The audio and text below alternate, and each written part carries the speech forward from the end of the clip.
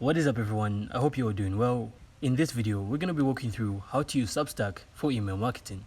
So Substack is a platform that combines blogging and email marketing. It allows you to publish newsletters and connect directly with your audience, and best of all, it's actually free to join. So once you sign up, you can then start creating posts for your newsletter. So each post can include text, images, videos, and call to action buttons. So it's a simple clean interface that helps you focus on creating valuable content. So Substack already has a built-in audience, so people can actually discover you organically. So to drive even more traffic, you can also promote your Substack from other platforms like YouTube or social media. And you can also offer free subscriptions or create paid tiers for exclusive content.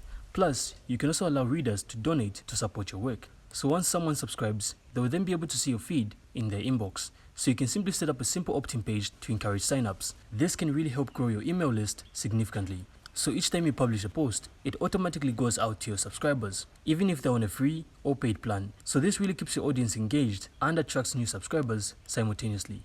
So Substack actually provides detailed analytics for every post, so you can track open rates, new subscribers, and link clicks. So this helps you understand what's working and how you can improve your strategy. So you can also share posts directly to social media with branded images. So Substack even lets you turn your posts into videos with AI generated voiceovers or even your own. So overall, Substack is an all-in-one tool for growing and nurturing your email list, plus also monetizing your content. It's actually easy to use and packed with features that can really help you succeed. So I really hope you found this insightful, and if you did, then make sure to leave a like and of course subscribe. Then we'll see you on the next one.